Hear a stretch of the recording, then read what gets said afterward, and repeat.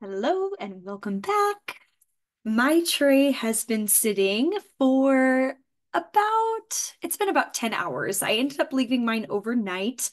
As long as you are giving it 2+ hours, you will be good. You can leave it as long as you need to, but make sure you wait at least 2 hours to pour the next layer to ensure the first layer has set enough that it will not shift around your design. So coming back to my project, I'm so happy to see the handles are up. I have all of my beautiful flowers laid out. I can still feel some of the texture of the flowers because they haven't been sealed in resin, is what we'll be doing here in part two.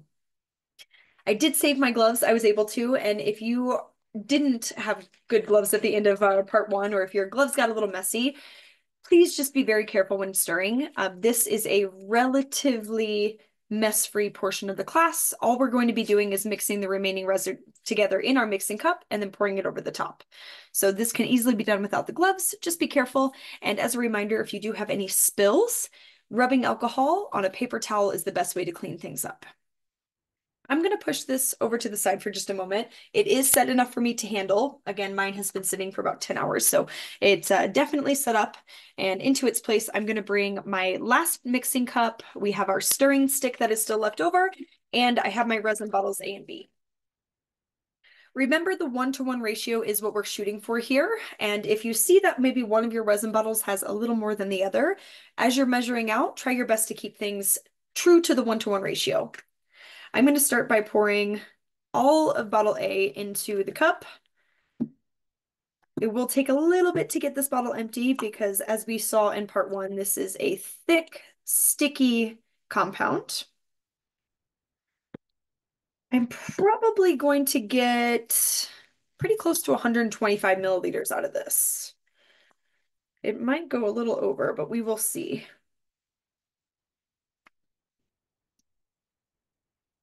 My goal is to fill the mold. I want it to be full to the top, so I do want to get as much out of this first bottle as I can. As you can see, it is still drizzling, which means that there's still resin coming out. I have a little bit that's collected here on the top.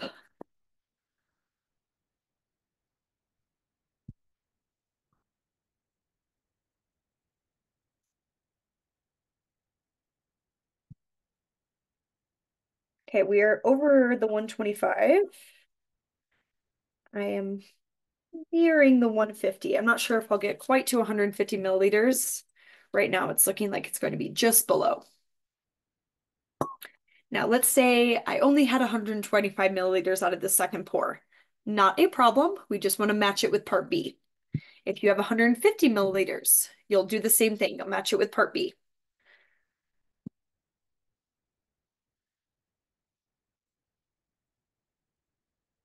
And these little changes in the amount that we can get out of the bottle could just be based off of the first round of measurements. So, we try to keep it as close to what the instruction sheet says as possible. However, sometimes things can get a little mismeasured in the first step, which could change how much you have in your cup right now. Okay, I've been squeezing, it's dripping, no longer drizzling, so I'm going to give this one final drip off of the end.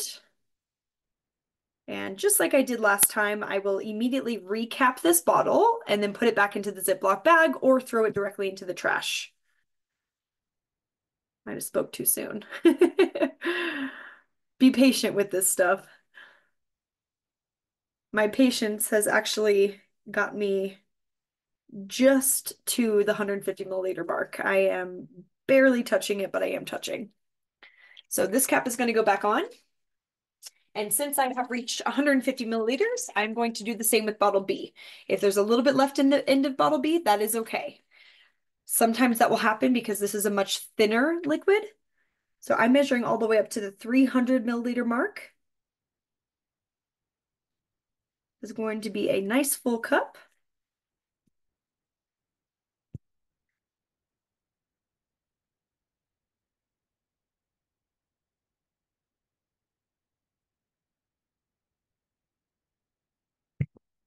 And our measurements are looking pretty good today. I don't think I'm going to have any extra.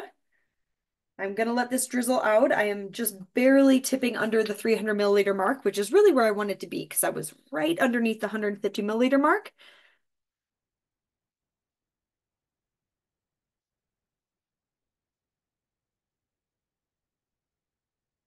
Because this is a larger cup of resin, we are going to stir for a full 5 minutes just to make sure everything is fully combined. Cap goes back on, and I'm going to toss this into the trash. Now we will grab our mixing stick and we'll do the same stirring technique we did in round one. Slow but consistent movements.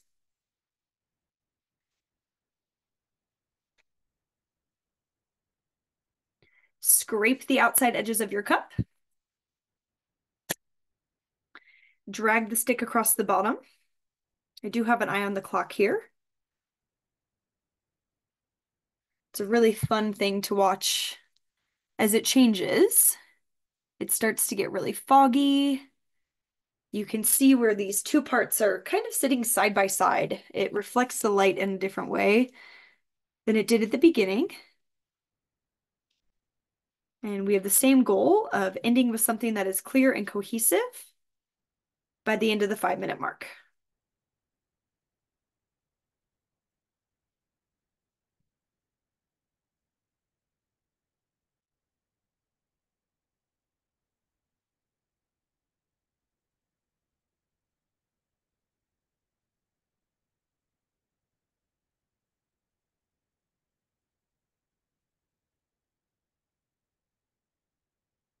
Stirring this thick resin takes a little more energy than you'd think. So if you're feeling like your wrist or your forearm is getting a little cramp at all, that means you're doing it right, but don't forget to take breaks.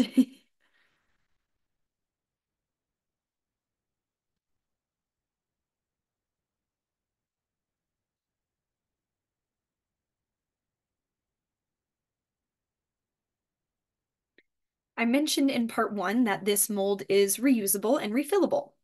So if you are looking for resin that you would like to work with again, you'll typically find it in two parts like we saw today. You can get larger bottles. So the ones that I have worked with recently outside of the resin that we supply were 2 half-gallon bottles. And so they do require disposable measuring cups like we use today. Make sure you're always looking for resin that is non-toxic and safe to use indoors. There are lots of different types of resins on the market. Most of them that I've seen for as far as craft resins go are a true 1-to-1 ratio, but I have seen a few others that are 2-to-1 ratio or even 3-to-1. So it is best to read the instructions and make sure you understand whatever product you're working with. The hardware that we have today is very easy to replace. Or like I said before, you could use this for signage or to create a plaque. I put pressed flowers just like we did today into the tray, and then we put a layer of colored resin behind it. And when we pulled it out, we were able to put vinyl stickers on it to create bar signs and table reserve signs for one of my friends. It's a very fun mold to add to your collection. We're about 3 minutes in, and I'm loving the way this is looking already. You can see how it has changed a lot from the last time I brought it close to the camera. I do see bubbles, as we talked about before. They're kind of inevitable when you're stirring this way, and we will be using the lighter again to remove most of those air bubbles.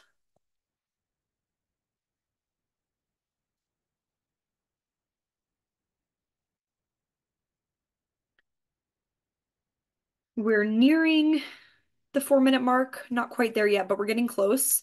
So for the last 60 seconds, I'm going to focus on pulling the stick across the bottom of the cup and along the outside edges.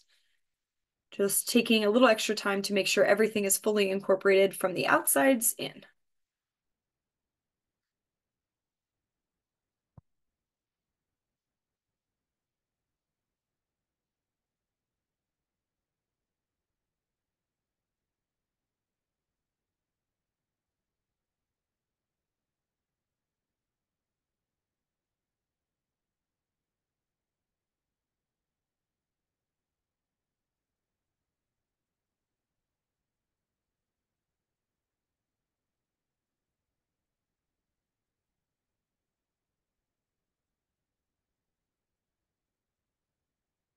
Okay, about 4.5 minutes in, I am happy with the way mine is looking, so I'm going to bring my mold back out and we're going to drizzle on the last layer.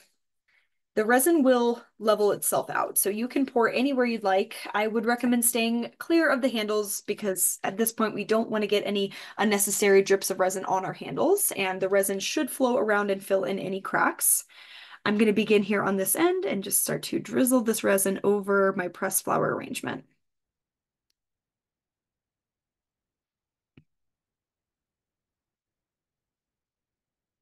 The flowers get a nice glossy shine to them. I'm going to come back to the top of my mold. This corner still isn't filled in yet, so I'm going to pour over here. And then we'll just kind of start to spot check and find areas that are looking low. I'm getting close to the handles, but I'm staying far enough away that I know I'm not going to hit them. I'm definitely not going to pour on the other side of the mold. It's just not necessary. At the moment, the entire bottom has been covered. So I'm just going to drizzle the rest of the resin back and forth. Keep an eye on your mold. If your workspace isn't level and you see one side is filling too much, you can stop pouring. I recommend using all of it if you can, but if your table is sitting a little wonky, sometimes one end of the mold might start to fill up a little too much. I'm also going to do a very careful scrape of the cup to get these last few drops out.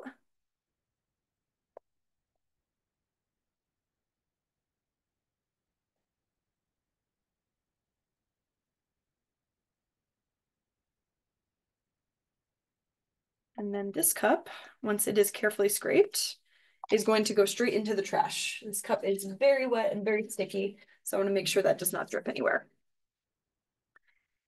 Now we have a new fresh layer of resin, and with that, we brought in some new air bubbles. We'll want to be extra careful with the lighter because the lighter can leave a black ashy residue on your gold handles. If you see that once this is fully set, typically you can wipe it away, but just be mindful. We don't want to hold the flame underneath the gold handles for too long because it will end up tarnishing them. I'm going to start here at this end. I'm just going to carefully circle around the handles. We're actually going to come around this side first. I've got a few air bubbles over here. And we'll be doing the exact same process, rolling the lighter over this at least once. And in this second pour, rather than doing it a second time immediately, I'm actually going to set a timer for 15 minutes. I'm going to give this time for any air bubbles that are currently below the surface of the resin. I want to give those time to rise up. And that takes a little bit of time. So I'll finish with the lighter, and then I'll set a little timer and come back and do this one more time before I leave it to cure.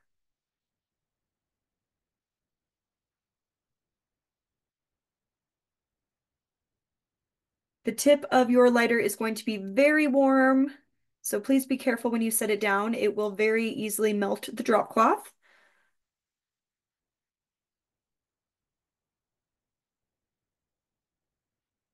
Take it around the other side. And now I think we're going to see a few little air bubbles. I'm kind of using the reflection of my light here so I can see where there's a little bit of texture, and that texture typically means bubbles. Okay. Taking my own advice, I'm going to take a little break. My lighter is hot, so I've set it over to the side. I do still see a few little patches of air bubbles, so I'm going to hit those with the lighter one more time quickly, and then I'm going to be setting a timer for 15 minutes. After that 15 minutes is up, I'll come back and do one more round with the lighter. So we're aiming for about 2 to 3 in total. After the last round is done, we need to leave this tray to cure for 24 hours. They remove from the mold very easily. The silicone molds are wonderful. You'll just peel away one end and the whole thing will come out. I recommend storing these on a flat surface. If they are stored on an uneven surface, the tray can warp, but it will very easily flatten back out as long as you put it back on a flat surface and maybe add weight if you need to. I do recommend hand washing only when it comes to resin because the heat of your dishwasher could also warp the resin. These make great serving trays. It's a great spot for a candle, any sort of seasonings in the kitchen. I absolutely love these little trays, so I hope you find a good use for that. I hope this has been a fun experience. We are Adults in Crafts. That is our company. We do craft kits. So if you have any other questions about this project or any of the other projects that we offer, do not hesitate to reach out. just want to share another huge thank you to all of you for trying out something new, for incorporating the custom poppies. It has been so much fun to work with those. I hope it has been a fun lesson. You've got 24 hours before you can take this out of the mold, and don't forget to come back and pop the bubbles one more time in 15 minutes. Thank you again.